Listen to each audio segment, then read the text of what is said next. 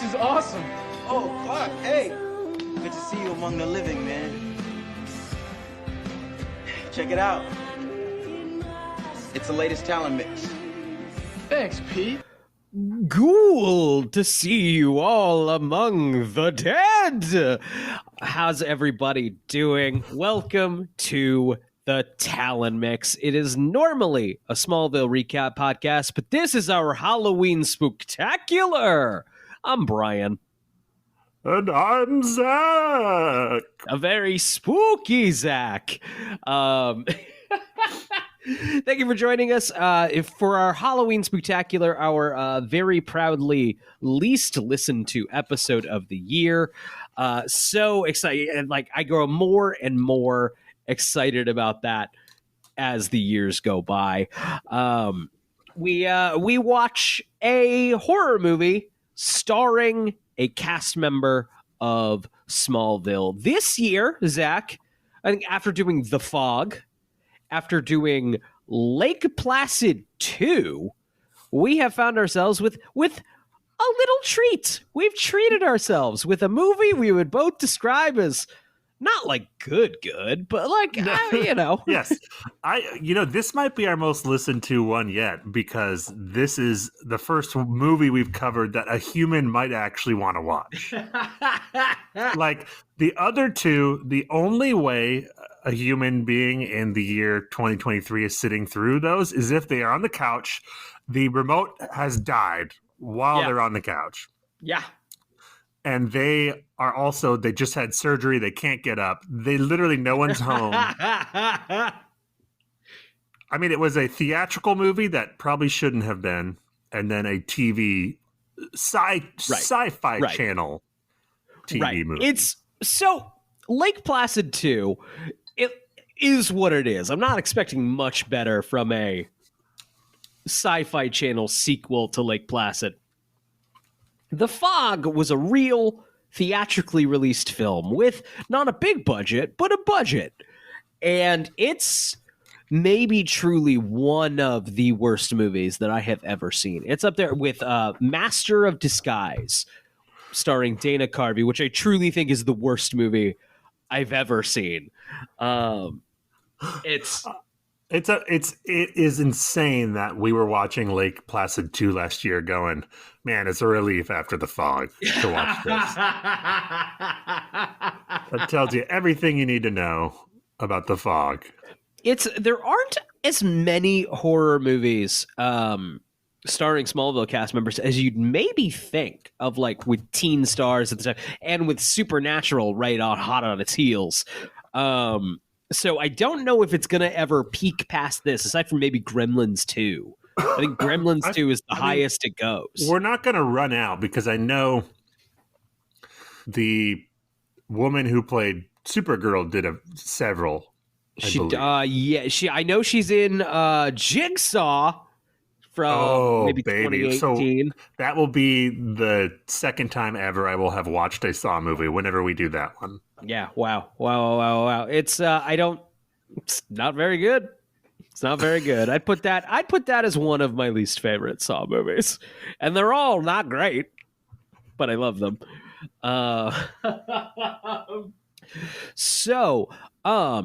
Urban Legend. Sorry, I've been corrected before. It is not, the sequel is Urban Legends. This is Urban Legend. Should we hop into the trailer? Yeah, yes. Let's hop into the trailer. Let's do it. Last week we discussed folklore. Today we get more specific. This is what we call an urban legend. What's his name? Robert Englund is in this film.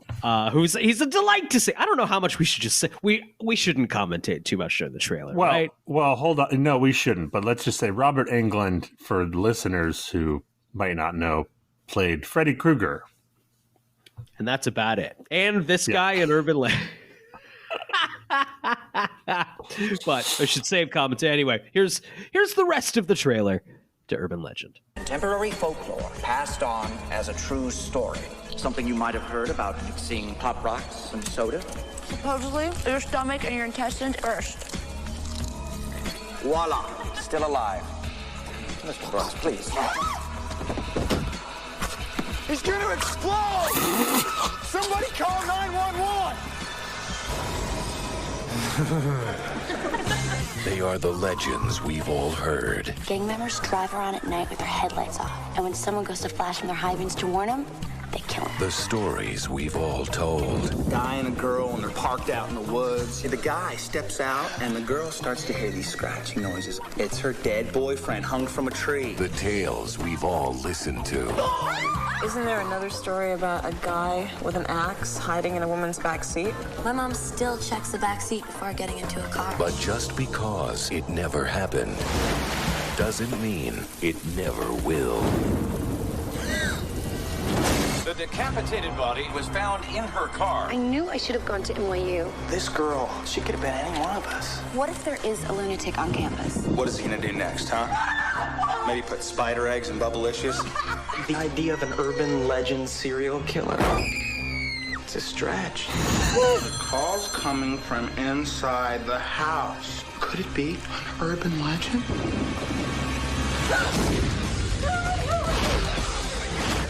Something I can help you with.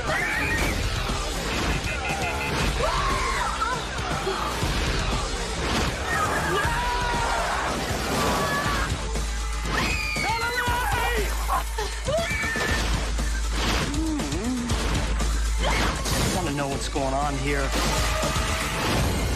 Someone out there is taking all these urban legends and making them reality. Urban legend. Have you heard the one about the microwave?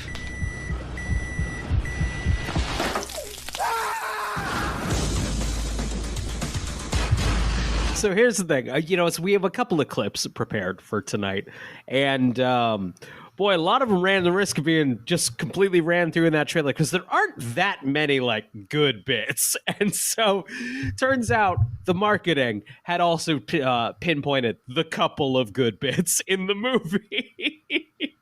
I missed preview guy. I missed preview guy, specifically this preview guy. Yes, Optimus Prime gets what's his name? Someone Peter has Cullen? taken their love of urban legends too far. Oh, so good. But Zach, before we get Oh no, you go ahead. before we get too into the movie, do you remember any urban legends springing up around your town? Anything that particularly stuck out in your mind or spooked you? Man, I mean, they covered a lot of them, and I brought back a lot of memories watching this movie. I remember seeing it at the time and being excited that things that I had heard were in a movie, or they were talking about them. Now, they definitely are slightly different than the ones I heard. A lot of them, but, I think they all are. I mean, that's even played to in the movie, right? With like, here's how the story really goes. Like, yes. But yeah, definitely the Pop Rocks was a popular one. Right. I remember where I was. I can place myself in the 4th grade when I heard the back seat, the person in the back seat. Right, but see that one, that's a story in that book, Scary Stories to Tell in the Dark. Yes, there was a couple of Scary Stories to Tell in the Dark. You may remember it as the terrifying black and white pictures book. The pictures were the scariest fucking thing. So I remember it had like poems, little songs, little creepy bits, and then it also had some like urban fucking legends, and all of those were spooky. Right, and the one with the killer in the back seat was called High Beams, and that was in the short story. There was a killer in this woman's back seat, and the car behind her kept flashing its high beams and getting close, and she was afraid of the car, like the car was going to hurt her. But then, you find out that the car is trying to warn her that there's someone in the back seat, and they have a variation on that in this movie. But I remember being stoked when I saw the movie and be like, "Oh my god, it's the story!" My wife talks about she knew it as Click Click Drag. It was one of the various hook-handed guys. and I think it was in a Scary Stories to Tell in the Dark, and she knew her parents would not approve of her having this book, so it had scared the shit out of her, but she couldn't tell her parents, like, oh, I read this book you wouldn't have wanted me to have, and it spooked the shit out of me. But it's one of the varying, the old hook-handed man who shows up. Right, that's where they're like parked in Lover's Lane or something, and there's a guy with a hook. Yes, yes. I also distinctly remember the spiders living spider eggs. Catching, which I remember hearing specifically having happened at my local McDonald's. Oh, that's how that story had been introduced to me. Man. I couldn't possibly tell you by who. But obviously, I'm pretty sure that never happened at my local McDonald's in Wallingford, Connecticut. So I don't know if this is an urban legend or not, but it's a story that was told at my school. Was that years before there was a in the showers, back when they used to do showers after gym. Of course. A boy was snapping with a towel, and another boy didn't realize he was and turned around right when he did it, and it split open his testicle, fell out. And the coach told that story to make it so people wouldn't snap towels. No grab ass, you'll lose a testicle. You'll lose a testicle. And I remember being horrified. That's smart. That's smart. That's a smart move. That was a smart teacher. Just be like, yeah, I don't know. You might lose. It could happen. It could happen.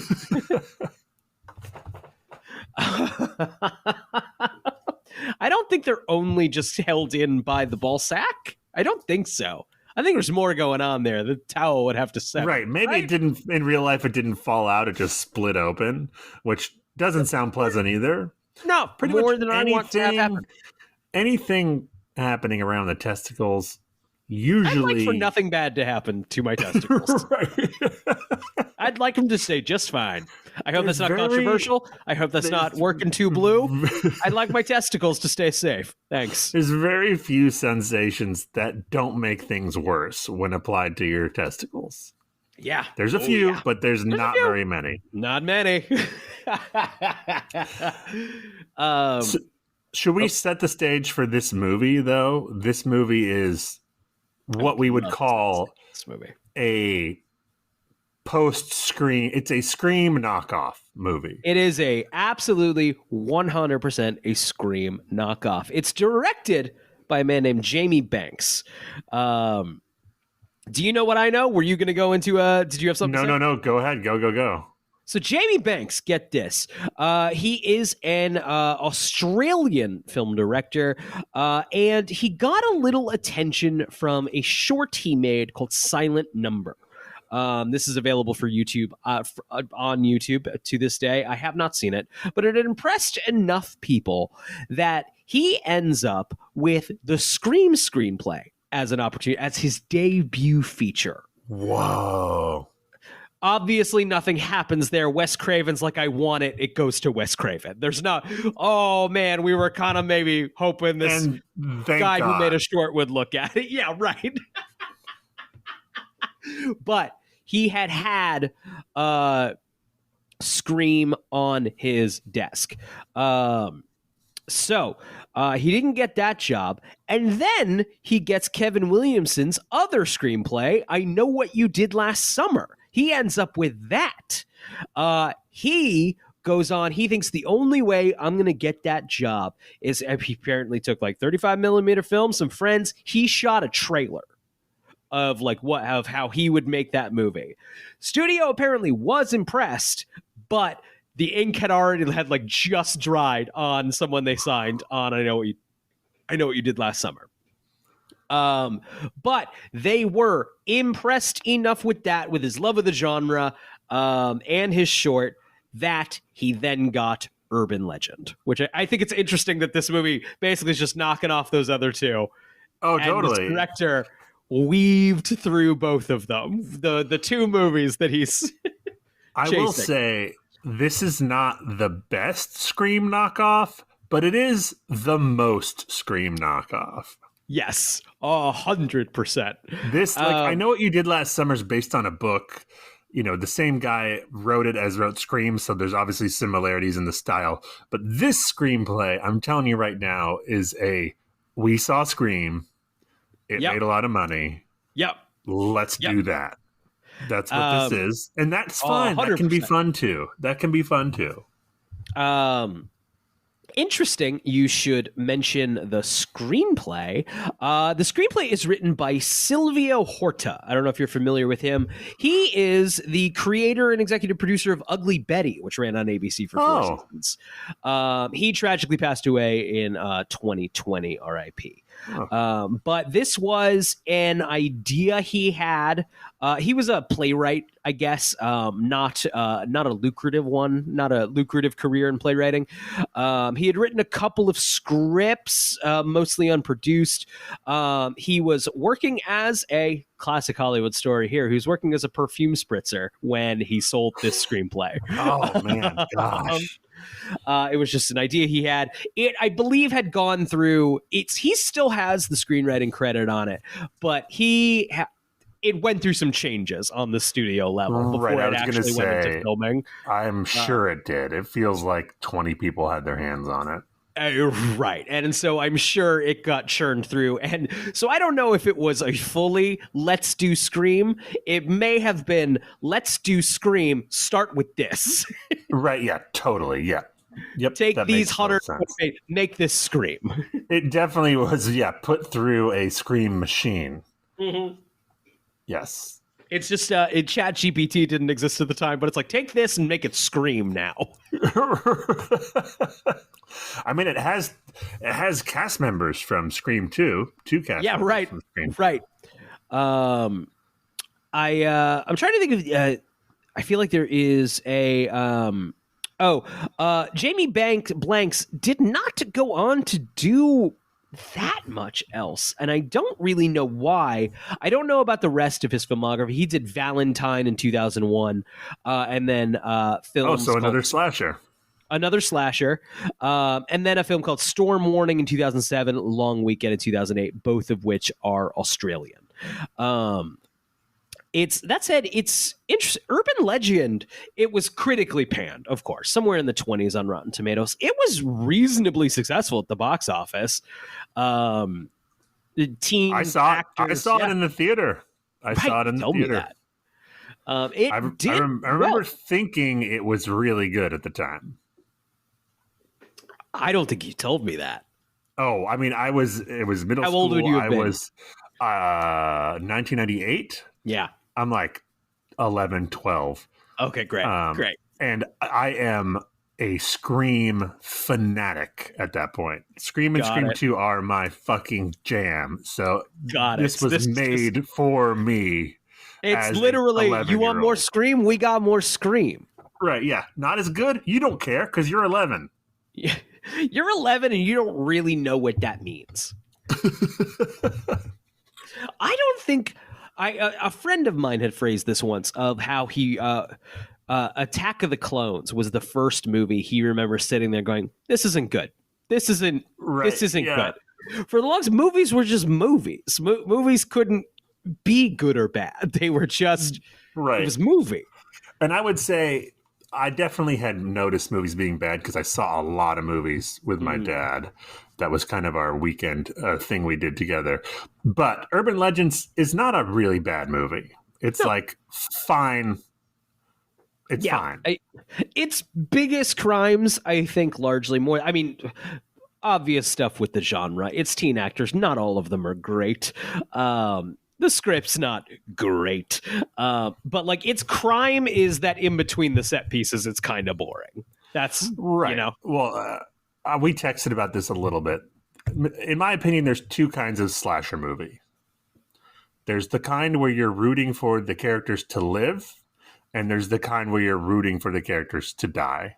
Your Halloweens, your Screams versus your Friday the 13ths. Exactly. And I much, much prefer movies where I care about the characters and like them. Even if terrible things happen to them. I know that sounds strange, but I want to root for them to live.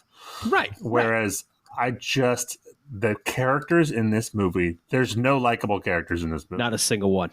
No. Zero. They're all obnoxious. They're all pieces of shit.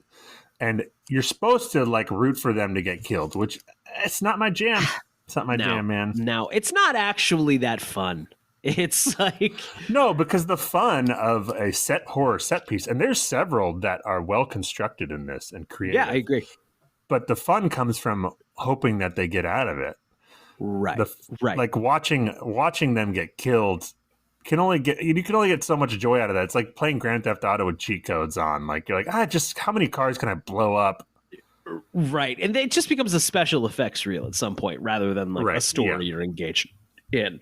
Do you remember 2009's House of Wax? Or that might have been a little before 2009. The whole marketing campaign was centered around like, see Paris Hilton die. Yes. Yep. That was dark. Remember, that was a dark, weird dark period. time. Dark time. Here's this person everyone doesn't like, but who's rich. Let's watch her die. And I remember people were reading it. They were like, "Oh, House of Wax wasn't good, but it was great seeing Paris Hilton die." I remember people fucking saying that out loud. It was a dark, dark time. Weird. Any other thoughts on the thing about a movie like Urban Legend that doesn't have much of a cult thing around it? There's not much on like the making of it. No, I think let's dive in and let's start talking Urban Legend the movie, man, because I got some things to say. Great. So I'm reading. We're going to follow the plot summary from the Wikipedia as we do. So Wikipedia plot summaries are not like Smallville wiki summaries. They cover a lot of ground briefly. It's more just meant to be a yeah. Got it. That said, we've always had fun with it in the past. We'll fill in the blanks for you. Okay, so a killer decapitates Pendleton University student Michelle Mancini in the back seat of her car during a rainstorm. Way to really... See, the Smallville wiki writer needs to take a page out of this playbook because it's right to the point. It's almost too succinct. I'm simultaneously like, I kind of miss you not like taking me on a ride. You just told me the fact. Like, come on, romance me a little. Okay, here's my notes from everything covered in that sentence. My first note is bring back opening credits, ! 100%. 100 million %. It's nice. You sitting in the theater, the credits start up. Yeah, it's like the overture in a musical. You have like, hey, you're going to watch a movie. It opens, a car's driving. There's ominous music and there's there's people's names on screen. And you're like, okay, I'm in the mood. Right. You're getting me in. Let's go. This is a spooky movie. Bring them back. I don't think we mentioned, because that reminds me, Michael Rosenbaum is the connective tissue. Michael Rosenbaum is why we were watching this movie today. And yes. I was a little arms crossed. Is he not going to make the opening credits? He does. Oh, he's one of the major lead, the supporting characters. Yes. Rosenbaum is going for it in this role. Yes, he's not Lex Luthor here. I'll say that. No. We'll talk more about that. The clip you have, is it of her talking to the gas station attendant? Yes, the clip I have begins at the gas station. Okay, then I have things to say, but I'll let you play it. Wonderful. Let's start it. We're in the rain. We're outside a gas station. The car pulls up. It's the funny thing here is she stops. She goes past a much nicer, much friendlier, much more modern looking gas station. Keeps rolling down the rainy road. I don't remember why she doesn't turn in there. She wasn't paying attention because she was singing Total Eclipse of the Heart. Beautiful. A classic. Oh, I'm running out of gas. Most unbelievable thing. I can't speak. Play by accident. I can't speak for anybody else. I'm hyper aware whenever the gas tank is at 3/4. Right, yeah.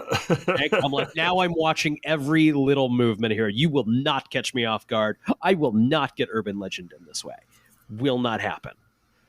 Here we are at the gas station. Okay, pause it. Oh, I apologize. I have skipped ahead here a little bit.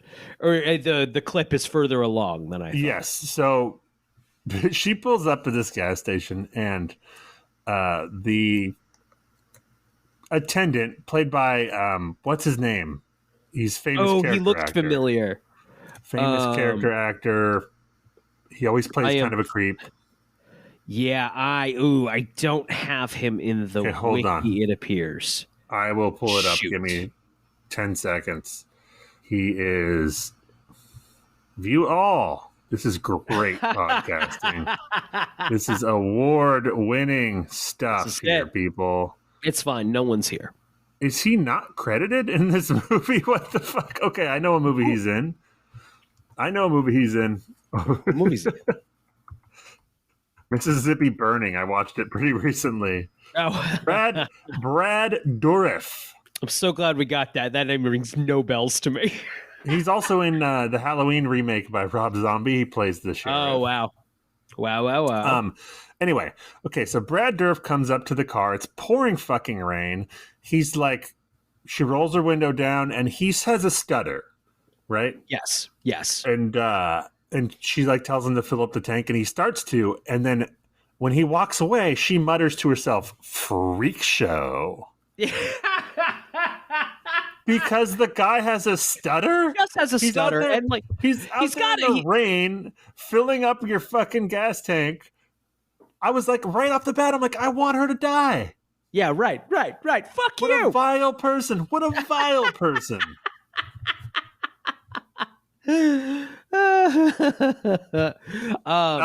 And then he makes a funny face when he looks in the back of her car, and then he asks her, he runs inside, right, and checks the credit card, and then comes back out, and it's like, there's a problem with your credit card. I need you to come in and talk. The credit card company's on the phone. You need to come in and talk. In the time he's of course noted. We don't know. We the audience don't know this, but he has of course saw someone in the back of her car. Lot could have happened in the time. I understand it makes it more part of it, or he just didn't know to say anything. But why not go? Why not you going in? Right, that's true. But if you're going to go in, why don't you call 911 right then? Could have already started. Could have already got started. Could have got this whole process already kind of. I mean, that killer's screwed. If you call 911 and don't go back out, unless she drives away, the killer's not getting away. Yeah.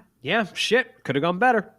So now you know. Just call 911 right away for any little old thing. Just anything. And don't call 911 and don't have a stutter. Don't have a stutter. Lesson. Don't have a stutter. Lesson here. Yeah. That's though he ends up fine. He's fine.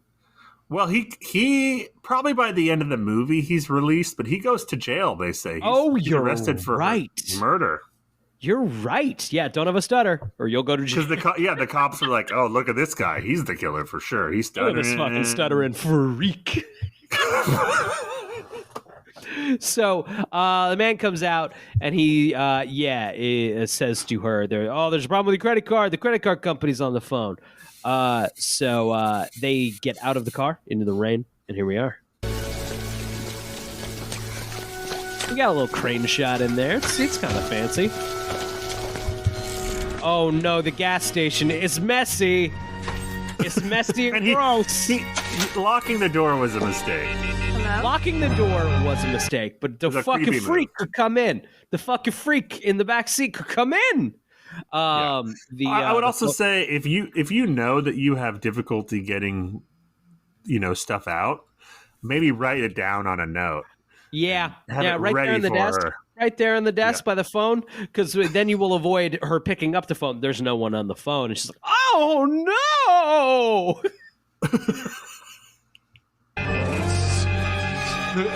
He's trying to explain.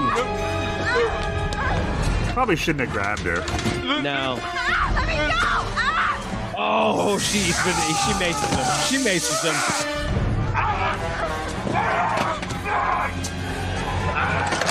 The phone goes clean through the window.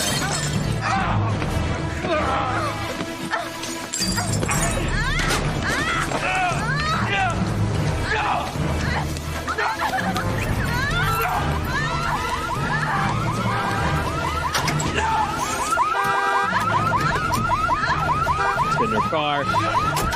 Stop! Drops to the ground. Gas I'm still in the car. Gotta go. Someone's in the back seat! Car's driving down the road. Still total eclipse of the heart.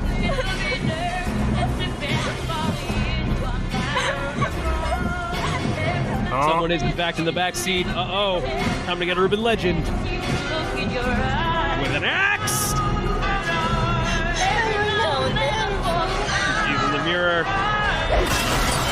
That's the end of that. That's the end. The way it's shot, it looks like the axe totally misses her and just hits. Yeah, right. Yeah. So Michelle Mancini's killed in the backseat of a car during a rainstorm. Did we get decapitated? Decapitated? I mean, I guess what else is an axe going to do? That is a wild swing to get in the confines of a car with an axe. Right. From the back seat, beheading. Though we don't know. Maybe just that was the initial hit, and then the killer was able to get the rest in. Right. Yeah, the killer's like, pull over. I need to cut your head off. Okay. We'll take care of it. Look, sorry. I got ambitious. Meanwhile, at the campus coffee shop, student Parker Riley. That's our boy Michael, right? Parker. Parker Riley regales friends Natalie Simon. Yeah. They're sitting on the couch from Friends in the coffee shop there. Yes. And Michael Rosenbaum is doing he saw Matthew Lillard in Scream and was like, too subtle. Yes. Rosenbaum is a little more of this fratty vibe, though. I mean, he's doing too much, but this is a little closer to Michael Rosenbaum's Strike Zone than Lex totally, yeah. is. Yeah. Although he's better at Lex. For sure. Significantly. Yeah. This is not, and I don't think it's his fault, but this is a role of significance for Michael Rosenbaum. But yeah, he's playing the character as written. It's just I fully believe he's doing what's been asked of him. And I think in the script it literally said Matthew Lillard from Scream, but more. But more. And a frat guy. I don't know if he was giving us enough. I don't know if we got enough out of him in Scream. Okay. Is Natalie the main girl, the final girl in the movie? That sounds right. Yeah. She's boring. A very boring hero. Sidney Prescott, she is not. No, this girl is the closest thing to a likable character in the movie, but she's not. She's just nothing. Nothing. Truly a bummer. So Natalie Simon and Brenda Bates, by describing a massacre in the abandoned Stanley Hall dormitory, which journalism student Paul Gardner, who is played by Jared Leto. Jared Leto alert. Who some of our younger listeners may not be as familiar with. I mean, you probably know Jared Leto, the meme now, Mr. Morbius, a Oscar winner. Say his name with some respect, Brian. Largely an actor who I believe is sort of mocked for his very self-serious nature, despite being just a goober of a dude. At the time, though, he would have been fresh off of the high school show My So-Called Life, starring Claire Danes, where he was the heartthrob. He was the handsome heartthrob boy. It's funny because when I first saw him in this movie, I got real Jensen Ackles vibes from the way he's acting. And I was like, there is an alternate reality where he was on Supernatural for 14 years, and that was his career. 1,000,000%. And Jensen Ackles was Morbius. I would rather watch that movie, I think. I think so. I watched Morbius on a plane, and it was fine. It wasn't that bad. It wasn't that good, but it wasn't that bad. I'll put it. It's the same as Doctor Strange 2. The fact that Doctor Strange 2 was well received and Morbius was totally shit kicked, I don't understand. They both sucked. You can't just take Doctor Strange out of the vault without consulting me. But spooky, spooky. It's basically a horror movie, Zach. Oh my gosh! I turned it off. If there was a scary part of that movie, I didn't see it because I turned it off halfway through. No. Okay, so Paul Gardner discredits the story as an urban legend. News of Michelle's murder spreads the following day, but Dean Adams and campus police officer Reese Wilson seem determined to bury the story. This campus police officer actress is having a lot of fun. She's very recognizable. I've seen her around. She's also close to being likable, but she's not because she's so incompetent at her fucking job. Right. We're a little bit doing more than a little bit. We're doing Scream. What's his fucking name? Arquette, right? Dewey. Yeah. She will also appear in the sequel. Also bumbling around doing campus security. Dewey is way more competent than she is, though, because she's actively at like murder scenes. Like, oh, you think there's a murder, huh? Like, it's so bad. Okay, a couple things. The other connection to Smallville, besides Michael Rosenbaum, is that this too exists in a universe where people care about school newspapers. Amazing how that is. Because this guy is like Woodward and Bernstein all rolled into one. And people treat him as such. It's now your college newspaper can have a little more legitimate. I think the Harvard newspaper has like some legitimacy to it, quote unquote. I don't give a shit, but okay. I'll give the college newspaper some more points, but I think we should describe the cast here because this is where we meet them. So you got Michael Rosenbaum. He's frat dude, bro. You have his girlfriend, played by Tara Reid. Yes, of course. And you know what's funny? I spent the first 15 minutes of this movie going, who's this bargain bin Tara Reid knockoff? And then I looked it up and I was like, oh, it's fucking Tara Reid. I was watching Batman Begins shortly after it came out on DVD with a friend. He hadn't seen it, and they get to one of the scenes Rutger Hauer's in, and my friend just shouts, "Who's this Rutger Hauer looking motherfucker?" Like, it's Rutger Hauer. It's Rutger Hauer. Oh, now anytime I see Rutger Hauer, I still yell, "Who's this Rutger Hauer looking motherfucker?" Who else is in the cast? You have, so Rosenbaum, Tara Reid, they're a couple. Where are we? Sorry, before we move on from Tara Reid, where are we in relation to, say, American Pie? This is 1998. Before. Yeah, interesting. Yeah. So her star is still kind of rising. Yes. And her character in this is the disc jockey at the college radio. The DJ who also is a little bit like doing a Dr. Drew style show? She is, yeah. People call in with their love life problems, and she gives them very graphic, very late 90s horror movie advice on blowjobs and the like. I believe there was a call. I don't know. I won't remember the specific point to bring it up during the summary, but I believe one of the call involves a young college couple who are presently stuck together after fornicating, which is funny, but very fucking stupid. There's also one about a girl who replaced her roommate's birth control with candy or something. Yes. Okay. I think that's an urban legend. Oh, actually. That makes sense. That would make sense. Who else is in the cast? There's Joshua Jackson's here. Jackson from Dawson's Creek. Casey from Dawson's Creek.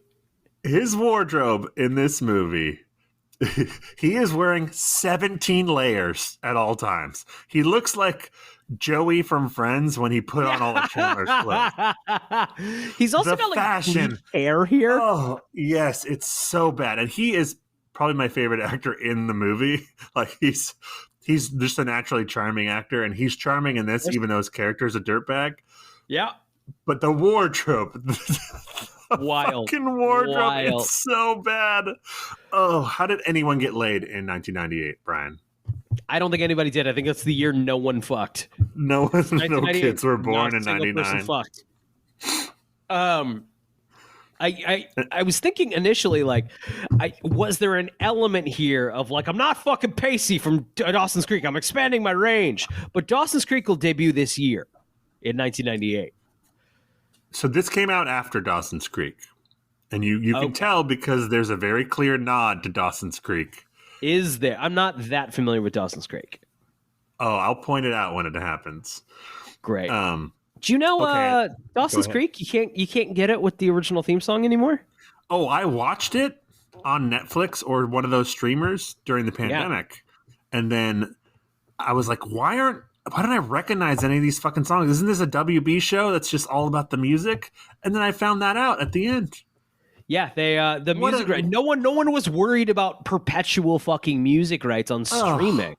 I didn't really get a good. I didn't get a real Dawson's Creek experience then because no.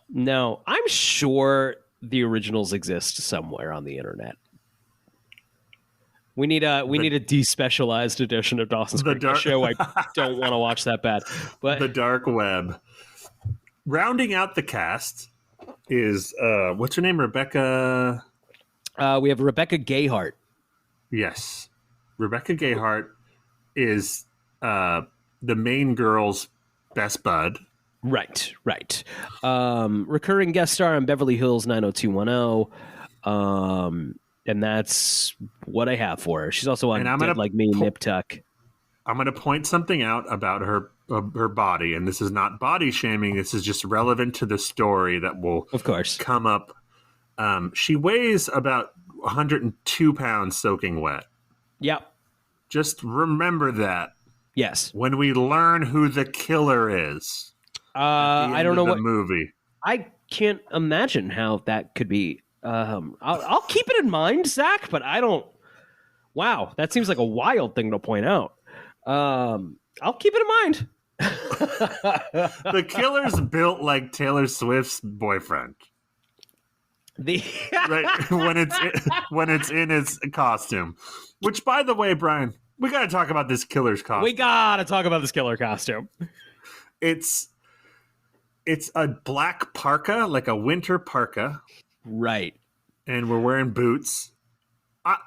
I read or I heard that originally the script took place in the dead of winter with like snow around. So that would have made sense. Okay, but sure. But then they were like, we don't want to make it winter because we're filming in the spring. You can cut a big old budget out by just setting it in the spring. Right. But they kept the fucking parka. I also think it's interesting as a Scream knockoff. Like, isn't there an urge by this point to create kind of a character around these types of movies? And so there's no real seeming urge to do that. No. And also, it's not winter. This killer's wearing a parka. And also, 20 other people on campus have the same parka. Yeah, right. As we see throughout the movie. Right. Yeah, I'm now just putting together why that's so funny. It's spring! Right, yeah. Why is everyone wearing parkas around? Get out of your parkas! Balls. Come on! Gosh. You don't gotta wear it. I just think it's an impractical choice for the killer, and it doesn't represent anything. It's not like... Right. It's so my understanding is the director here, Jamie Blanks. I don't know how much really control he would have in this department anyway as a first-time director, but he does appear to be a fan of like some dirty, grimy 70s slashers, which don't have the character mascot killer outfits. They are often just like obscured face in an outfit. Totally. Your Jasons, your Freddys hadn't taken off yet. And I think we're kind of doing that a little bit, even though the parka is very silly. Look, it's tough to come up with a new thing for a horror movie killer. Like, you can only do so many things. Mask. How many different masks can you do? We're out of masks. We've seen all the masks. Right? We got Michael Myers. We got a hockey mask. We got a hockey mask. We got the painting the Scream mask. That guy. And that's the boom. That we did it. We did all of them. That's all of them. We got Leatherface has a mask of human skin. Right. Yeah, that's sometimes you see I'm a big fan of the movie Happy Death Day that came out a couple of years ago. Babyface. Found that delightful. But yeah, it's like no, the babyface works for this movie. Don't try to make it a thing. It's not going to be a thing. No. It's not going to be a thing. No. Happy Death Day. No. As much as I enjoy that movie, I think that movie's delightful. I like the sequel too a lot. A lot's a strong word, but I liked it. I had a good time. Any other thoughts, or should we move on? Yeah, sorry. I was just introducing the main cast. And, yeah, great. I think we did that wonderfully. And then here we go. Damon Brooks, a jokester fraternity member. This is Josh Jackson. Attempts to console the notably disturbed Natalie, who rejects his sexual advances while in a parked car at a bluff. We're missing so much here. We're skipping over the very important classroom. The house. The classroom scene. We do Bloody Mary at this house where we will return to later in the film. That's where we meet Josh Jackson. He does a little. I remember that. I remember that urban legend too. The say Bloody Mary in a mirror X amount of times. Does that count as an urban legend? No, I think that's just a scary. That's closer to me in like the Ouija board territory, right? Right. Like that's just spooky sleepover stuff. Urban legend is thing that happened in any town USA to me. Right. I do think a lot of these aren't really urban legends in this movie. Right. A lot of them are just scary stories. Right. And they also don't really stick with the urban legend thing. Like, no. they eventually they're like, okay, we're just doing slasher stuff. We ran out. We're out. It's just murder time now.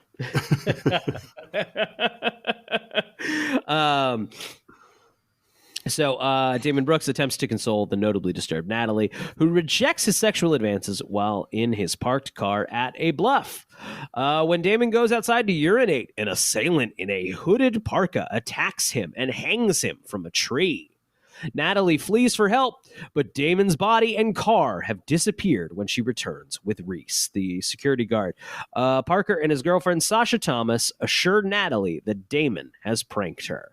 And you're right. Sorry, I bulldozed past. We did miss the classroom scene, which I'm going to, with Robert Englund, which I'm going to begin now.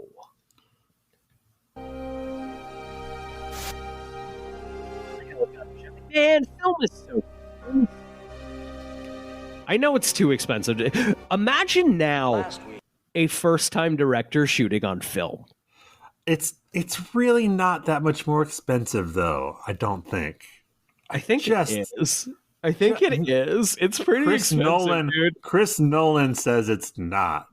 Yeah. I think there's an extra part. Like, you have to physically ship film. It's back to the studio. It's worth it. It's so good. It's so good. Like a thing and not nothing. Yes. And I'm not opposed to digital being used as a tool. There's times where digital has been used correctly as a tool. But film, it's not there's no like one size fits all for art. Right. But man, it looks really fucking good. Also, just real outdoor shots. I watched there's this Amazon Kiernan Shipka Back to the Future meets Happy Death Day type of thing. And I swear to God, I can't tell. Have you noticed this? Is this me going crazy? I feel like the depth of field in film has gone down so significantly. Oh yeah, no, that's productions. Is it all green screen, or does it just look like it's all green screen? I think both, and it's digital is a huge part of that. Also, instead of like like this shot we're looking at now is an establishing shot of the college hall, and it's sunny out. Right. Like nowadays, like back then, they were like, okay, we need this shot. We will wait till it looks like this and then film that. Yeah. Now they're like, we'll film it now, and then we'll make it look like we want it to in the computer. But you can tell it doesn't. It doesn't look good. No, it doesn't look good. Not to get too in the weeds on Indiana Jones and the fucking Dial of Destiny. No, let's. I can't. This is the Halloween show. This is a fucking we're just going to be listening. No one's listening. So I watched Indiana Jones and the Dial of Destiny on a red eye back from LAX to JFK. And I turned it off halfway through and I sat in the dark the rest of the flight instead. It literally wasn't worth my time. I didn't want to watch it anymore. That said, I just didn't want to watch it anymore. I was very bored, and I would rather just not watch anything than try to pretend to care about. I couldn't even just let it happen in front of me. It wasn't an angry turnoff, like I can't watch this. It was just I'd rather just not. I'd rather just not watch a movie, actually. I mean, I saw it in the theater, and if I wasn't in the theater, I might have done the same thing. Yeah. So that said, I bring it up because the heavy use of digital effects has been brought up in regards to it. Looked fine on a shitty plain screen. All the digital effects looked pretty good there. So that's apparently how you have to watch a modern blockbuster movie now for it to not look like garbage. Everyone was talking about how bad like the digital de-aging looks perfectly fine on the tiny. Well, the thing screen. about that movie, and this is I feel this about a lot of modern movies. They look like CGI even when they're not. Yeah. Like the 100%. characters, all the characters look like they've been through de-aging even when they weren't.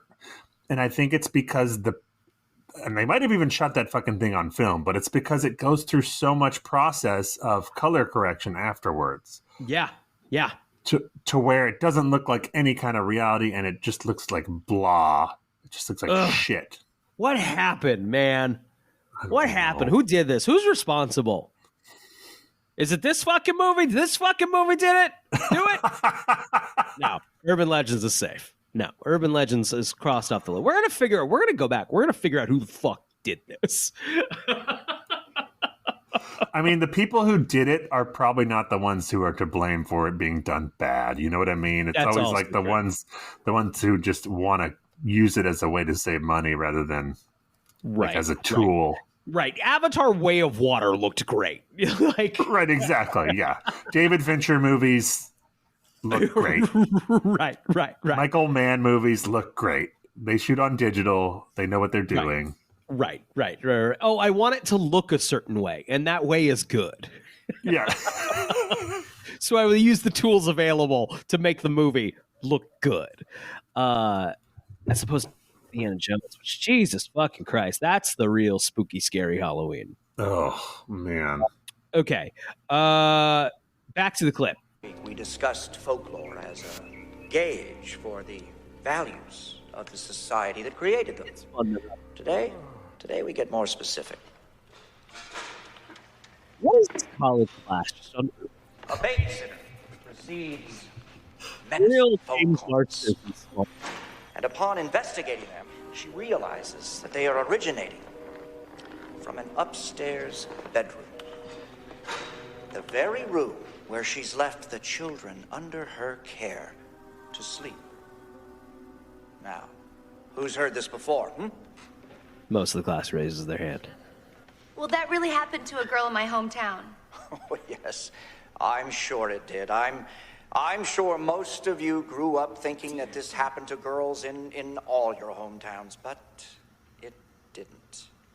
You see, the babysitter and the man upstairs is what we call an urban legend. Contemporary folklore passed Michael on Rosenbaum as a is true hamming it up in the background, variations just of this chewing. Going back to the 1960s, all of them containing the same cultural admonition.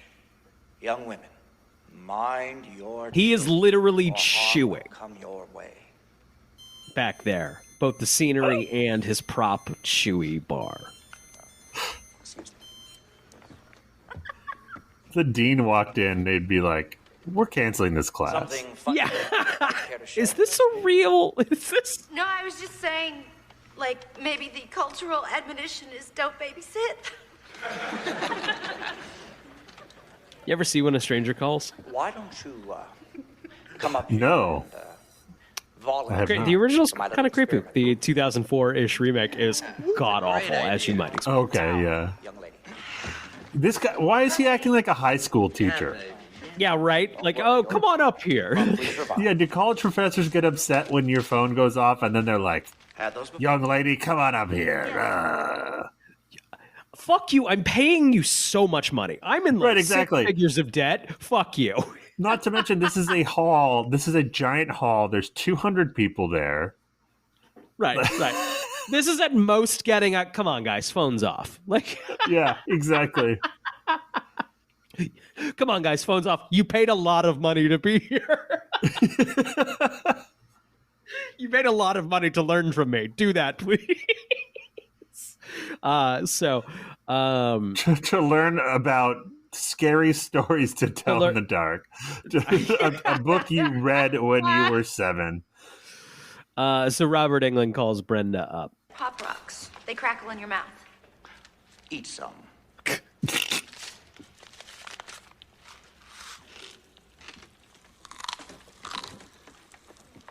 Thirsty? He's just holding a straight logo facing out Pepsi. Yeah. Product placement. How do you think Pepsi felt? You know, this is interesting. To just be associated with like, oh, it'll make you explode. I think Pepsi's fine with it. Right. Pepsi's the cool hip one. Right. They have to greenlight that, right? Right. Definitely. 100%. I think the urban legend was Coke, Coca-Cola specifically. So Pepsi's like, fuck Coke. We're going to take this from them. I've always just heard the word soda. Oh, okay. I guess it probably makes sense also connected with there's the Mentos Diet Coke thing, which is not an urban legend. Mentos and Diet Coke does have a very significant explosive reaction, not in your body. But if you drop Mentos into Diet Coke, the Diet Coke will erupt. Really? Yeah, you can find YouTube videos. It's wild. Did you not know that? No, I didn't. But I'm so excited. You learned that today.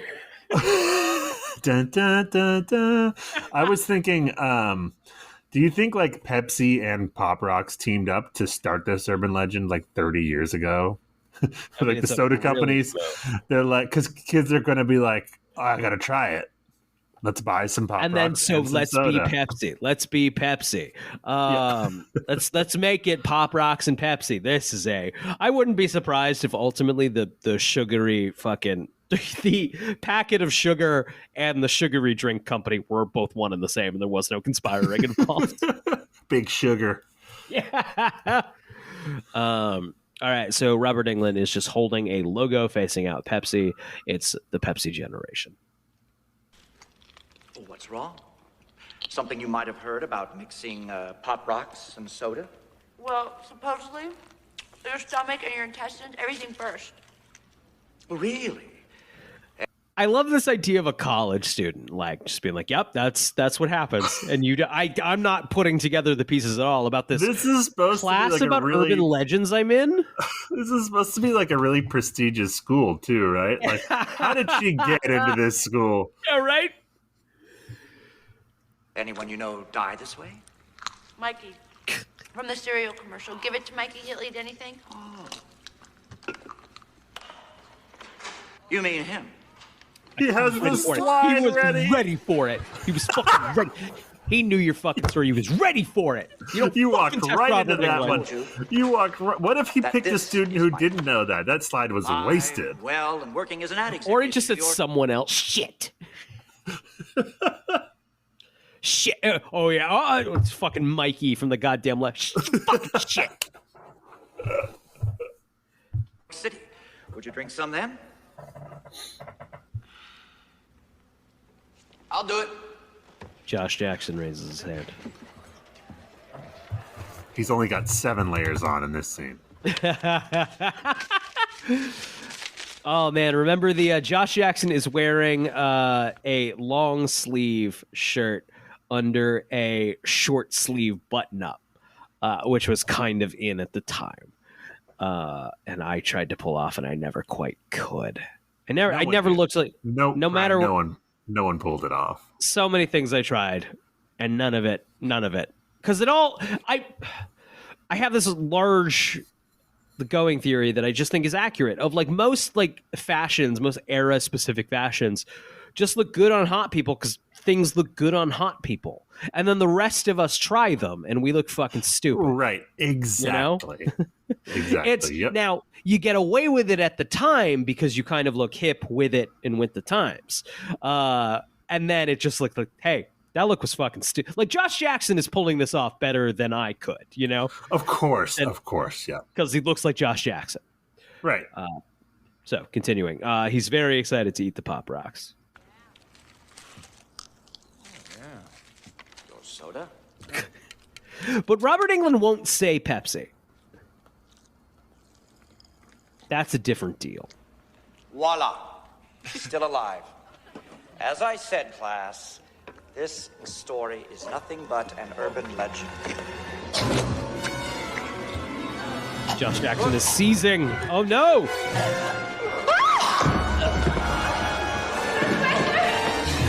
He's gonna explode!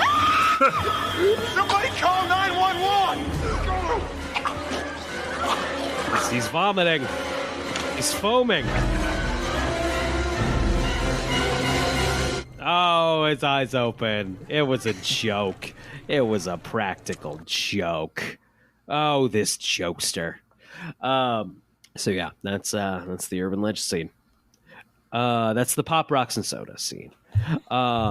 Okay, so then we go on to what we talked about. He kind of tries to hook up with Natalie in a car. Natalie's not having it. They get attacked. Oh, it was just a little prank because Josh Jackson is a little prankster. He's a little scamp. Later, while Natalie sleeps, the killer strangles her Gotham. Wait. No, Wiki. Yes, sir. We skipped over a lot of important things. Okay. So you did read the part where Josh Jackson gets killed. Yes. Because Natalie's sad in her room because that girl on campus died, and he comes and is like, hey, do you want to talk about it? I'll be a shoulder to cry on, blah, blah, blah. And she's like, sure. He's like, okay, perfect. There's an axe murderer out. Let's go drive into the forest and talk in my car. Exactly. He gets in his car and it doesn't really start, so he has to do something, and then it suddenly turns on, and what song is playing but the Dawson's Creek theme song? I don't want to wait. Funny. For our life. And then he like quickly changes it and goes, ugh. Funny. I missed that. Man, okay, so that shows a full ass. Am I wrong here that Dawson's Creek was 98 then? What the fuck is that about? Do you think Dawson's Creek? When they filmed it, maybe that show wasn't out and there was just a joke that it was going to be something embarrassing playing, and then afterward they were like, let's put this theme song in. That's really fun. You are maybe right. You are, or it didn't matter what it was. It was just going to be some other song, and he was just going to go ugh to something not cool. It could have been the Spice Girls, you know. No, that's what I'm saying. That was originally the plan, and then they were like, "Whoa, let's put this in." Yeah. That's. I would not be. So you are probably correct. Let's see. This released in theaters in September, so that would have been right around Dawson's Creek also premiering, probably, right? Unless it was a winter half season. Either way, the song is here. So Urban Legends could keep the right to Paula Cole's I Don't Want to Wait. they thought Creek ahead. They were like, movies are forever. Movies are forever. I mean, that's basically what it is. Okay, so they go out in the middle of nowhere. He tries to put a move on her. She punches him. And she's like, take me the fuck out of here, creeper. And he's like, all right, I have to go pee first. So he gets out of the car. They're in the forest, Brian. He hikes for like a mile before he starts to go pee. Yep. You can't just pick a tree right next to the car. Doesn't matter. Doesn't matter. No one's there. You're in the woods. Then she gets attacked in the car, and it turns out he's hanging from a noose above the car. And it's kind of a clever little scene because she doesn't know he's hanging. She just hears bumps on the roof. And so she drives away. And little does she know, the car is attached to the rope.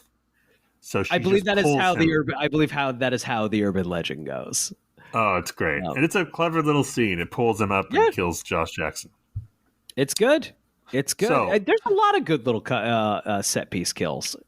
She goes to get this one cop on campus. The one cop. There's one cop on the entire campus. Yes, of course. She gets them and then brings them out to the scene of the crime. So she says, my friend just got killed in the forest. The cop doesn't call for backup. Doesn't call anyone else. Just like, let's just go drive out there together, college student. Yep. And see if your friend is still dead hanging from the tree. And they get out there and there's no one around. There's just a beer can. And the sheriff's like, you've been drinking, and like, we got to take this a little more seriously. A little Sheriff. more seriously, You know guys. what I mean? Like, that's the lesson they've learned, though. There's a lot of like, probably not. There's been a murder. Probably not, though. But like, probably though. Boy, howdy, urban legends. So, and the wiki skips to the next kill, but we need to establish something first. She has earlier in the movie, she gets home from the Friends Cafe. She walks into her dorm and her roommate is getting banged doggy style against her bed and is like, shut the light off. So the main character turns on the light. Yeah, just shuts the light off and goes to bed with the headphones on while her roommate is getting railed. Her roommate is like the worst late 90s cliche of a goth character. Yep. Full candelabra by her desk, like a lot of decorations for your dorm, which is basically just like a poster. And it's clear that the people who made this movie hate this character and hate everyone in the movie. Like, you can really feel it with this character. Yep. Do you know who the roommate is played by? Yes, the little girl from Halloween 4 and 5 and the girl from Halloween and Halloween 2 of Rob Zombie fame.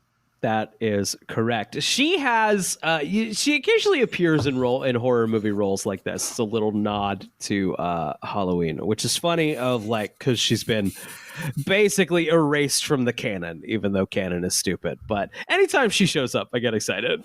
Which Halloween, there is no official canon. There's no Halloween canon, of course. Choose your own adventure. Yeah. You can go 1 and then 2 and then 4 and then 5 and then 6 and then reset, or you can go 1 and then 2 and then H2O and then resurrection, or you can go 1 and then Halloween 2018 and kills, or you can go Halloween 3. Just Halloween 3 by itself. Just Halloween 3 off here in the corner. Or 2 different movies called Halloween 1 and 2. Not the other ones. Right, the remakes, Halloween 1 and 2. Yep. What a franchise. Great. What a fucking franchise. I love it. The balls to reboot that many times. Reboot the timeline. Seriously. It's a guy in a mask killing babysitters. The next one, they should just be like random suburban town. Doesn't even have to be Haddonfield. And it's like, did you hear about Michael Myers? He's like the boogeyman, and he shows up and starts killing people. Doesn't have to be Laurie Strode. Doesn't have to be anyone. Just do it. Just go. Just do it. Man, what I thought was interesting, I was watching AMC had a special last drive-in on broadcast with like Joe Bob Briggs presenting Halloween. And I was watching that today, and he was talking about how it's interesting Halloween is so revered as this landmark horror when, like, it's not the first slasher movie. It's not the first holiday slasher movie. It's not John Carpenter's debut movie. Like, why is this so landmark? And he brought up a point that I think is interesting of horror in like the 70s was a notch above porn. You saw that at the Grindhouse theaters. You saw that in the drive-in as like the B flick. Halloween was in your local multiplex. And that's kind of what solidified it as. Also, it's good. It's good. Also, it's really good. It's really good. Right. It invented the good slasher. Right. Yes. I won't take this shade on Black Christmas with no. Oh, no. I fucking love Black Christmas. I forgot about that. Yeah. And then Texas Chainsaw Massacre actually predates it as well. Texas Chainsaw Massacre is fucking no fun, though. Halloween's fun.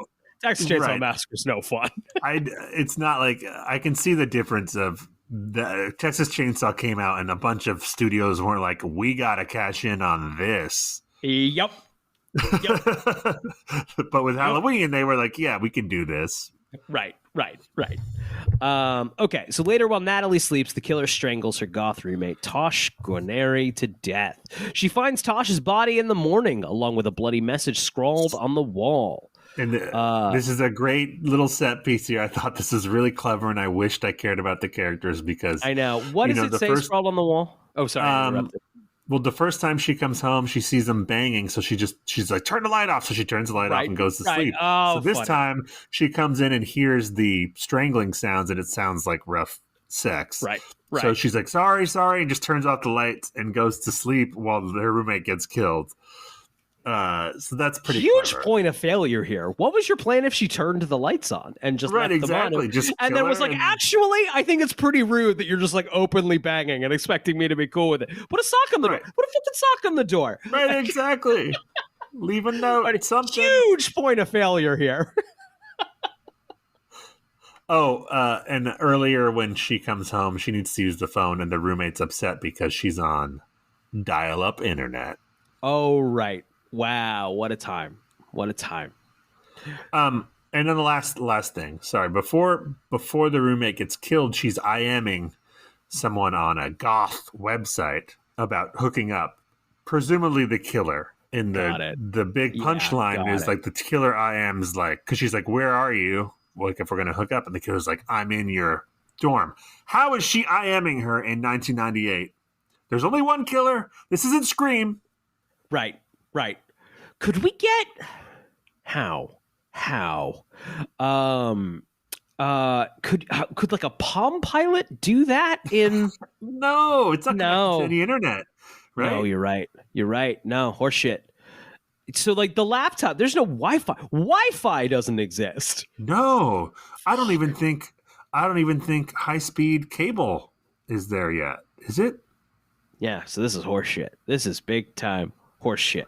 This movie is a sham, Brian. This movie's a lie. Turn it off. We're going back to the fog.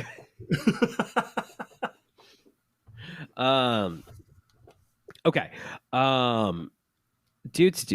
Distraught, Natalie tells Brenda that she and Michelle, her high school friend, had received probation for causing a fatal car accident after driving with their headlights turned off and pursuing the first driver who flashed their lights at them.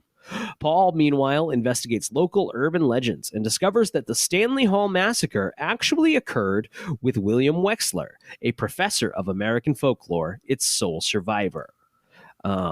Discovers the Stanley Hall Massacre actually did occur. So that's the story that Michael Rosenbaum was telling earlier. It did happen. Robert Englund was the sole survivor. Yes. I love when they, after her roommate gets killed, the paramedics just wheel it out like bloody sheet, like in the middle of the dorm, like so everyone can see. Everyone get a look. Nothing to see here except a dead body. One of these Mean Girl random extras is like, you should check her pulse because she always looks like that. Like, it's just so messed up. That's funny. I have a random note here around this point in the movie. I don't know what caused me to write it, but it says, is Rosenbaum on coke or is he just playing on coke? That was my question. Interesting. I think Michael Rosenbaum is playing on coke. I think this is a big opportunity for him and he wants to do a good job. Me too. I think he is a professional here. I agree. I think you. Yeah. Dean Adams is murdered in the campus parking garage, and Reese is the campus cop, later finds Wexler's office disorganized and covered in blood. Wexler being Robert Englund. Meanwhile, Natalie, Brenda, and Sasha attend a fraternity party coinciding with the massacre's 25th anniversary, during which the killer incapacitates Parker. We got to go to the clip. This is Michael Rosenbaum's big death. Michael Rosenbaum is at the party having a good old party time when he gets a phone call. Oh, gosh. This is where the movie goes full-on Scream knockoff. This is just Scream. It's right, yes. They got a note from the studio saying, you need to have the killer call him at some point. Yep. So here, which does thankfully coincide with an urban legend. But is that why Robert Englund specifically talks about this urban legend? Because no, it's not from Scream. It's not from Scream. We're ripping off something else. Okay, we're ripping off something else. Sure, all right. Scream was maybe kind of alluding to the same thing, but no. Hello? You're gonna die tonight. Oh, really? Let's see. The call's coming from inside the house. Could it be an urban legend? Am I right? I think that's actually not possible to do. I guess unless you have two me phone all of a lines. sudden, fuckface. This is the one about the babysitter, right? She's getting those scary, harassing phone calls. And she traces them back. They're coming from inside the house, right? That's why. Aren't you forgetting something? I'm not babysitting any kids. Wrong legend. This is the one about the old lady who dries her wet dog in the microwave. Rosenbaum has a little dog, by the way. We didn't set that up. Right. And then we got a very funny. I actually like it. I like the choice there of it's nothing we haven't seen before in the movie, but like when she says the word microwave, boom, we get that lightning flash and then a pan in on the microwave. I think it's fun. Right. I think it's a fun little touch. I like it. All right, Rosenbaum. As a lover of animals, I don't appreciate this next moment. All right, Rosenbaum's running down the stairs.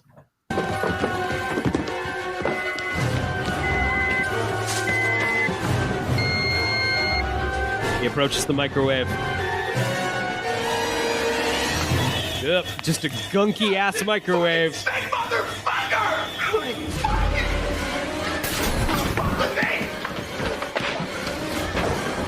He goes to the bathroom. He throws up. There's a nice touch in the set design here. We get a interior the bowl shot. So the camera's inside the toilet bowl. You get the ripple of water, and there's a cigarette hanging out in the water. I like it. I think it's fun. He gets shoved in the toilet bowl.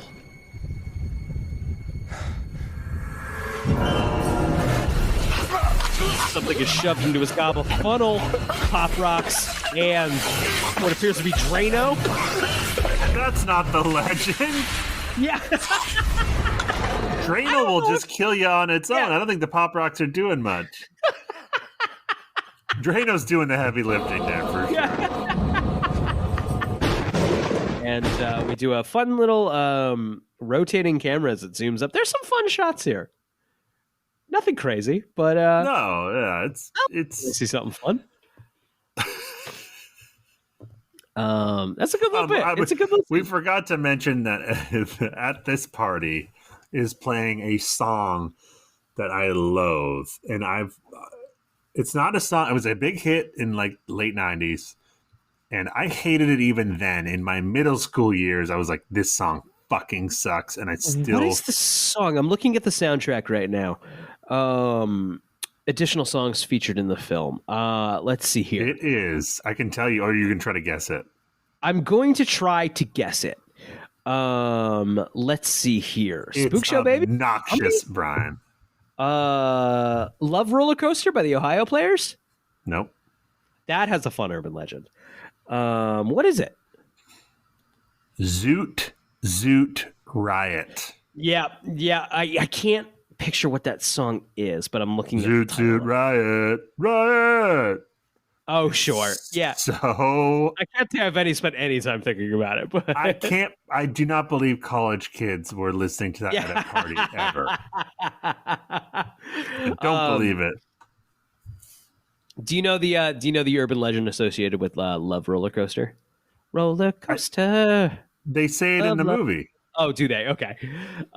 They say that it's a scream of someone dying or getting killed, right? That is what the legend says. I don't actually know if that's true or not. I believe I watched a YouTube essay. Basically, they really dug deep into it and tried to find out, and I forget what the actual conclusion was, but I remember it being interesting. It's got to be no. It's got to be I'm no. sure it's no.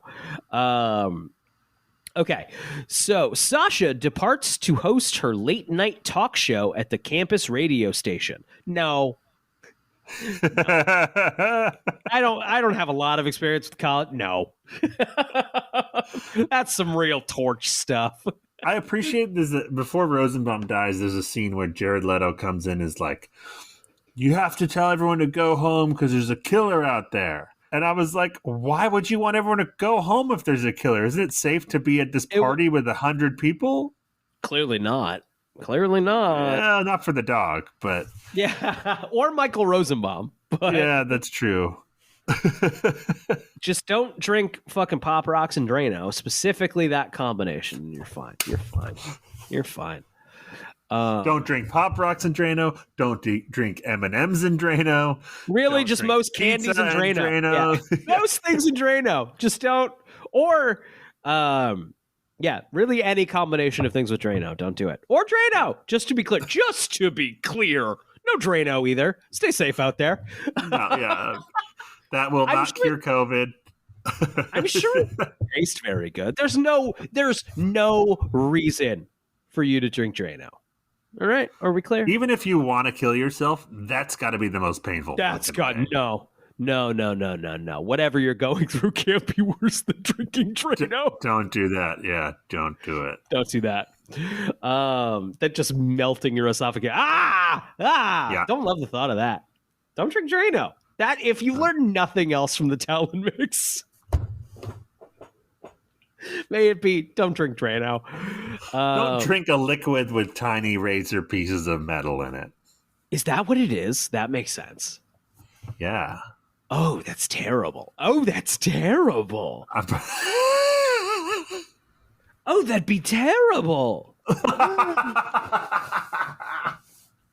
What an awful way to die. Michael. Awful. Okay. During the broadcast, the killer attacks Tara Reid and her assistant, and her screams are played live on the air. The fraternity party goers, very supportive listening to the college radio station of their friend, assume it is a prank referencing the massacre. But Natalie, fearing Sasha is in danger, rushes to the station, where she witnesses the killer murder Sasha with an axe. There's a fun bit here. You can see the killer in the window. She sees Natalie down below, and the killer waves. It's fun. It's good. So Natalie soon finds Paul and Brenda on campus. Paul, convinced of Wexler's complicity, escorts them away in his car. They stop at a gas station, and while Paul is inside, Natalie and Brenda find Wexler's mutilated body in the trunk. The two women flee through the backwoods towards campus as Paul pursues them. They become separated, and Natalie... Who's Paul again? It's Paul. It's got to be Jared Leto, right? Yes. I only know them by their actor names. By their real, true, God-given names. Here's what I like. They find the dead body in the trunk. Jared Leto's in the gas station. Right. And they're like, oh my God, he's the killer. So they run into the forest. The car's right there.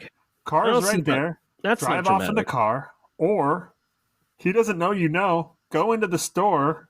Call 911. Well, Zach, then the movie's over. Zach. You know that doesn't make no sense. You know that doesn't make any sense. It's the only option to make the movie keep happening. Come on. Grow up. So they run off into the forest. They become separated, and Natalie flags down the university's janitor passing by in his truck. The janitor, we've also gotten a couple, like, is he the guy? A couple of times. He's a creepy janitor. Still a little under the weather. I apologize, everybody. So creepy janitor. Let's see. He picks her up, but the killer forces their car off the road, pursuing them in a separate vehicle. The crash kills the janitor, but Natalie leaves unscathed and flees on foot. While passing Stanley Hall, Natalie hears Brenda's screams from inside. In the building, she finds her friends' corpses, along with the apparently dead Brenda outstretched on a bed. I will say, I don't know for how long this is supposed to be taking place. Is this all over a day? Everybody, all the bodies look good. All the bodies look good. Yeah, no, it's not. It's been multiple days. Yeah. They preserved them. They preserved them in the freezer or something. Sure. Okay. So Brenda is apparently dead on a bed. However, Brenda knocks Natalie unconscious moments later. Concussion. Yes. When Rosenbaum, they show his body, he breathes. He moves a little bit. Oh, got him. Michael. Do you think in the edit they noticed? Not that they were going to do anything about it, but do you think it was no one noticed, or was it an editor's watching it a dozen times? They've picked it out. They noticed. Kids aren't going to care.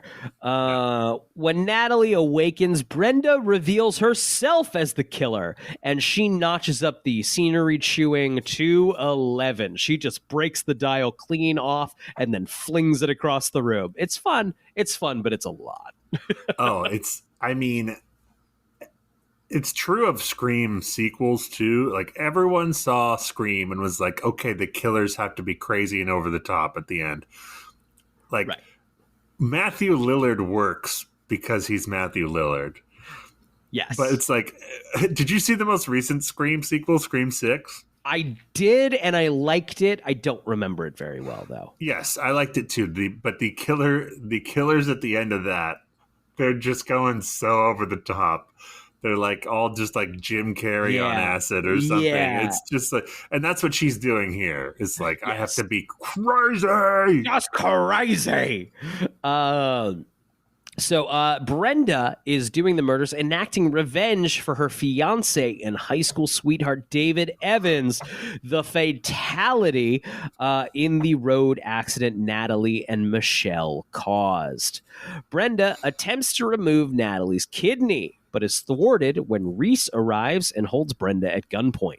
Brenda manages to stab Reese with a switchblade, and when Paul arrives, Natalie gains control of the gun and shoots Brenda, who falls out the window before leaving with him to go get help for Reese.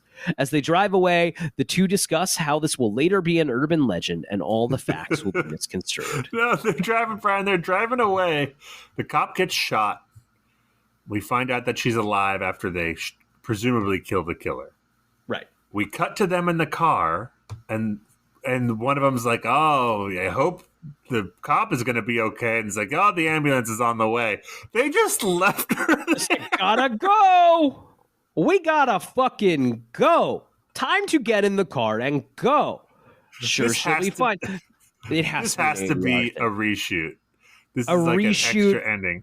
Or like a quick ADR thing, something to, you have to. No, I'm saying the ending has to be, originally it ended right there, and they were like, we need to do more. This is not enough of and so they shot another. It's too insane. Right. Paul asks, well, if this is an urban legend, where's the twist? Brenda then appears in the back seat and attacks them with an axe. Paul crashes the car on a bridge, causing Brenda to go through the windshield and into the river below. Not quite. Later, a group of students at a different university have recounted the events of Brenda's killing spree, during which they say that her body was never discovered. Most of them believe the tale, except for one young woman, revealed to be Brenda, who claims that the story was incorrectly told and begins explaining how the story really goes. Dun, dun, dun. Dun, dun, dun. If you want to get even heavier into it, possibly, how could you possibly knock off Scream even further? Urban Legends Final Cut, which I have seen. I watched it on Pluto at some point. Also, not bad. Takes place at a film school. Like, oh, they were like, let's do Scream 2, but even more. Even more. It's similarly not good, but I don't know. I watched the whole thing. Which I can't say for Indiana Jones and the Dial of Destiny, a movie that costs way more. Brian, you and I have spent a fair amount of time on this podcast, much to the chagrin of our listeners, I'm sure, complaining about the Disney Star Wars movies. Yes. I think not because they put a girl in them, to be clear. No. It's been a while. No. It's a lot of the digital stuff we were talking earlier. Right. Or the some of them it's like the writing or not knowing where they're going or whatever. Yeah. We are fans of Solo and Last Jedi, but yes. We've talked about how we don't like most of those movies. I don't think any of them are worse than Indiana Jones and the Dial of Destiny. I watched all of them. I'll say that. I did. Right, yeah. Even Rise of Skywalker, like the second half is just horrendous, but I got to the second half because the first half was good enough. Right. Rise of Skywalker really falls off the deep end. I don't even mean this in I've said this before. Indiana Jones kind of couldn't hurt me, right? Like I like him. I like him, but I'm not like I had no eggs in this basket. So just dead on arrival for me of like, okay, sell me. Oh, the movie is starting. Get me into this, and the movie's like, no. Well, I'm gonna be really slow and boring. Yeah. Which it's is Indiana probably Jones, not what so you're. You innately care, right? No. Yeah, probably not what you're expecting for an Indiana Jones movie is for it to be boring, but that's what I'm going to be. You can't have an adventure because it's old. He's old now. No adventures for Indiana Jones. Hope you like CGI horse riding and CGI parades. I don't like those things, Disney. Okay. I also don't love no eye patch. No eye patch at any point, apparently. I know this is some nerd shit now, and I don't even care about Indiana Jones that deeply, but like, come on, don't be a coward. Don't be a fucking coward. If you're going to do it, do it. If you're going to do it, do it. Back to Urban Legend. Just to give you an idea of how much these people hate these characters, I took a screenshot of the credits. Here's a list of some of the characters. Bitchy girl. Nerdy guy, hippie guy, dorky guy, trendy girl, swimming woman, and killer. Funny. God damn. I'm just browsing through some of the pre-production stuff. Fun fact here, it seems like Michael Rosenbaum did not initially have the part. They liked him, they booted the other guy. Oh, wow. Yeah, it seems like he filled in. It seems like they liked him enough that they made some changes. No idea. They just say someone else. He was just coming off of a small role in Midnight in the Garden of Good and Evil. Watch, it's like fucking Jake Gyllenhaal or something. Yeah, right. Daniel Day-Lewis. Yeah. Let's see here. Sure enough, Brad Dourif, uncredited cameo appearance as the gas station attendant. Uncredited. That's why we couldn't find him. That's it. Let's see. Largely filmed in Toronto. Production design was completed by Charles William Breen, who had previously worked on Blade Runner. That's Don't get us started on Blade Runner. Yeah. Oh boy. Blade fucking crawler. Hey! That's how I feel about the pacing in that movie. I think Roger Ebert said something like that. Oh, did he? Oh, that's I think so. We got some songs featured in this movie. Save Yourself by Stabbing Western, Zoot Riot by Cher. Do you know the name of the artist for Zoot Riot? No, when you say it, I'll remember, but... Zach, buckle the fuck in. They're called Cherry Poppin' Daddies. Yes, I did remember. Hang them by the neck until dead. Over a car and then drive the car. Yeah, justified. Total Eclipse of the Heart by Bonnie Tyler. Coming Back by The Crystal Method. Spook Show Baby by Rob Zombie. Crop Circle by Monster Magnet. Fuck Monster Magnet rules. Love Roller Coaster by the Ohio Players.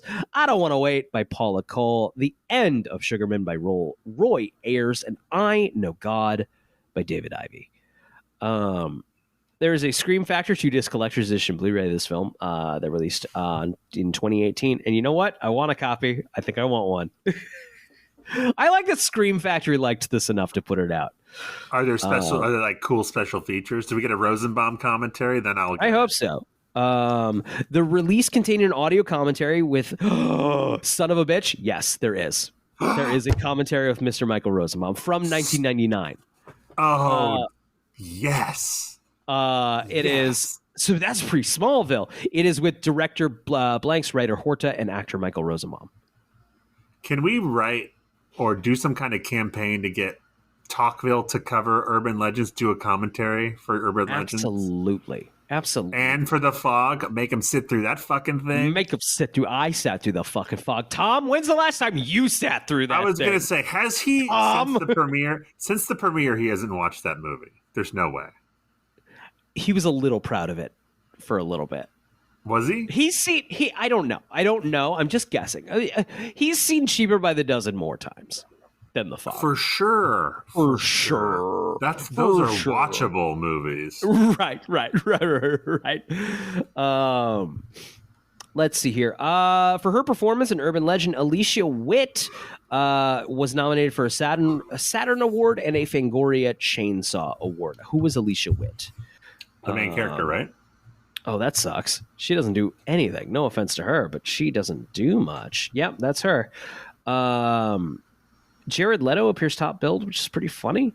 Let's see. The film itself won Best Original Score for Horror Thriller Film at the International Film Music Critics Association Awards in 1998. There's a sequel, of course, called Urban Legends Final Cut from 2000, and a direct-to-video sequel called Urban Legends Bloody Mary from 2005. I have seen Urban Legends Bloody Mary, was just playing on Pluto one night. And all I remember from it is a guy pisses on an electric fence, it electrocutes him, and his head explodes. So that sounds like a really good movie, actually. There was apparently a reboot was churning around, maybe in the works. I do think it's a fun concept, and I would like to see a better version of it. I would absolutely. If they rebooted Urban Legend, I'd give it a go. Honestly, if this movie was the same but had characters that were likable, it would be solid. Script needs another draft, but this is fixable. You got to go back to script level, but you could make a good movie here.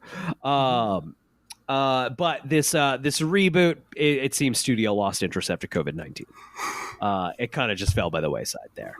That looks like everything in regards to Urban Legend. I did want to ask before we get out of here, what do you think is the best Halloween movie? I don't necessarily mean scary movie. I don't mean horror movie. I mean movie that gives the best Halloween vibes.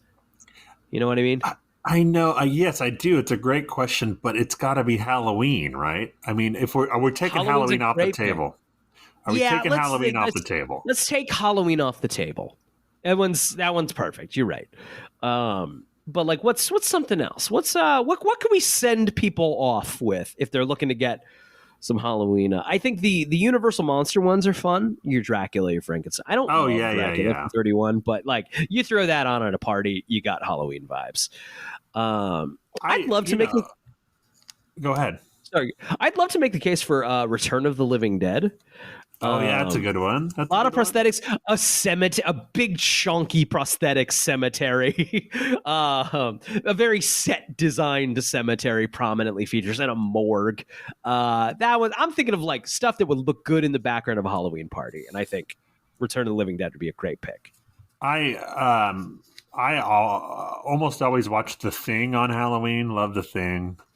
Good one. Good one. That's not like a hot take or anything. No. But I would recommend watching. Oh, I'm dead. Am I back? Hello, Zachary. I'm gone. I'm back. Zachary. Hey. Okay, I'm great. back.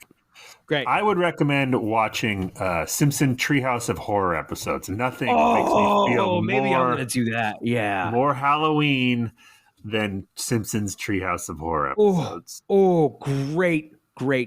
I mean, you got like 8 seasons of really good ones. I saw the Treehouse of Horror, The Shining, before I knew what The Shining was. Yeah, same. Yeah. Yep. That episode is one of the best Simpsons episodes, period. That's so good. Definitely recommend that. Or Community's Halloween. 2 Halloween episodes are really good. Great ones.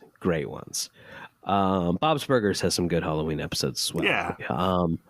Oh, you know what's a great one? We've probably talked about this before. Halloweeny, the Pete and Pete episode. Fucking phenomenal. Harder to find. Fucking phenomenal. The pumpkin smashers. Yes. Fucking believable how good that episode is. So good. That show's fucking great. It's a show that could have only existed in like the 90s. And yet it's ahead of its time in a lot of ways too, I think. Yes, incredible. I mean that in like the best possible. I don't mean it in like it's dated way. It's Nickelodeon, a kids channel, which meant no one really like had eyes on it in the way. Right. Like, yeah, exactly. So you kind of just make this weird fucking. So weird, so fucking good. Big Pete kind of is around my neighborhood. I've met him a handful of times. Oh, cool. He would never recognize me upon a second meeting, but he's around. You can see him getting coffee sometimes around here. Well, he's good. I'm glad he's still out there. Yeah. But all right, man. That's gonna do it. Another Halloween one in the can. What should we do next year? We have a year to think about it, but just thinking about it. Yeah, I mean, Gremlins 2 is on the table. We'll just have to Erica Durance has to be in a horror movie at some point. She has to be. Look, she's in a lot of Christmas movies. We could start a Christmas tradition than Halloween. Yeah, we don't have a Christmas thing yet. Yeah, that's true. We could start doing this for Christmas. We would be watching Lifetime Christmas movies. Only if you can get Emily to watch them. Emily would do it. Emily would do it in a heartbeat. Before she would rather watch a Lifetime movie than a Smallville episode. Zach, without question. 10 times out of 10.